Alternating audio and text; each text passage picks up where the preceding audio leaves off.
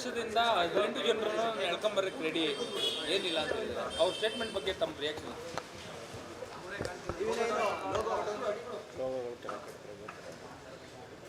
Sir, Yogeshwar ಅವರು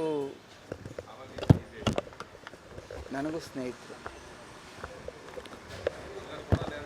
ಕುಮಾರಣ್ಣರವರ ಮಾರ್ಗದರ್ಶನದಲ್ಲಿ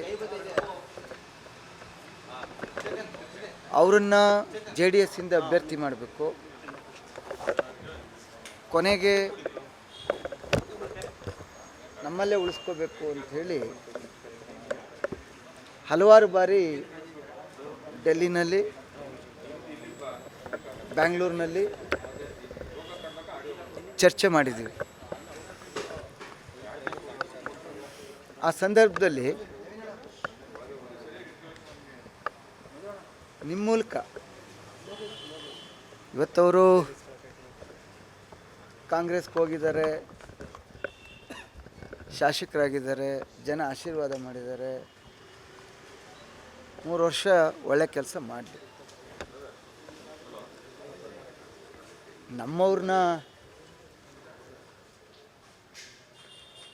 ಕರೆಯೋದಿರಲಿ, ನನ್ನ ಜೊತೆ ಚರ್ಚೆ ಮಾಡೋರಲ್ಲ. ಕಾಂಗ್ರೆಸ್ಸಿಂದ 35-40 ಜನ ಬರಲಿಕ್ಕೆ ರೆಡಿ ಇದ್ದಾರೆ.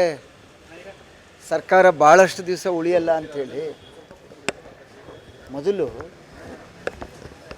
ಈಗ ಮಾನ್ಯ ಮುಖ್ಯಮಂತ್ರಿಗಳಿಗೆ, ಉಪಮುಖ್ಯಮಂತ್ರಿಗಳಿಗೆ ಅವ್ರು ಯಾರ್ಯಾರು ಅಸಮಾಧಾನ ಇರೋರು ಅವ್ರದ್ದೆಲ್ಲ ಪಟ್ಟಿ ಕೊಟ್ಟು ಅವರನ್ನೆಲ್ಲ ಸಮಾಧಾನ ಪಡಿಸ್ಕೊಂಡು 3 ವರ್ಷ ಸರ್ಕಾರನ ಉಳಿಸ್ಕೊಳ್ಳುವಂಥ ಸಲಹೆ ಕೊಡಿ. ಆಮೇಲೆ ನಮ್ಮ ಪಾರ್ಟಿಲಿ ನಮ್ಮ ನಂಬಿಕೆ ಇದೆ. ಪ್ರಾದೇಶಿಕ ಪಕ್ಷ ಆದರೂ ದೇವೇಗೌಡರ ಬಗ್ಗೆ, ಕುಮಾರಣ್ಣವ್ರ ಬಗ್ಗೆ ನಾವು ಸೋಲ್ಲಿ ಗೆಲ್ಲಿ ನಾವೆಲ್ಲ ನಾವು ಬದುಕಿರೋ ತನಕ ಅವ್ರ ಜೊತೆ ನಿಮ್ಮ ಜೊತೆಲೆ ಇಟ್ಕೋಬೇಕು ಅಂತಿದ್ರಿ, ಜೊತೆಲಿ ನಿಂತು ಗೆಲ್ಸ್ಕೋಬೇಕು ಅಂತಿದ್ರಿ. ಬಟ್ ಅಂಥವ್ರ ಮನಸ್ಸಲ್ಲಿ ಇದೆಲ್ಲ ಇದೆಯಲ್ಲ, ಏನನ್ಸುತ್ತೆ ಅಂತ. ಬಹುಶಃ ಅದರಿಂದನೇ ನಮಗೆ ಅದು ಲಭ್ಯ ಆಗಲಿಲ್ಲ ಅನ್ಸುತ್ತೆ. ಅವ್ರು ಹೇಳಿದ್ದಾರೆ, ಈಗ ಕುಮಾರಣ್ಣವ್ರನ್ನ ಮುಖ್ಯಮಂತ್ರಿ ಸ್ಥಾನದಿಂದ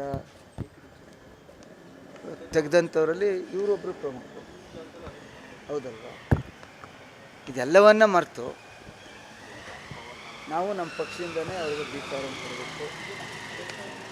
ಕೊನೆಯ ಕ್ಷಣದಲ್ಲಿ ಕೊನೆಗೆ ಆಯಿತು, NDA ಅಭ್ಯರ್ಥಿನೇ BJPಯಿಂದಲೇ ಆಗಲಿ ಅನ್ನೋ ತೀರ್ಮಾನಕ್ಕೂ ಕೂಡ ಕುಮಾರಣ್ಣರು ಬಂದರು. ಅಷ್ಟರಲ್ಲಾಲೆ ಅವರು ಅದು ಮುಗಿದ ಅಧ್ಯಾಯ. ಆದರೆ ಈಗ ಬಹುಶಃ ಒಳ್ಳೆ ಕೆಲಸ ಮಾಡಿದರು. ಈಗ ಯಾರ್ಯಾರು ಕಾಂಗ್ರೆಸ್ನಲ್ಲಿ ಅಸಮಾಧಾನ ಇದ್ದರು ಅವರೆಲ್ಲ ಅವ್ರ ಬಗ್ಗೆ ಅವ್ರಿಗೆ ಗೊತ್ತಿದೆ.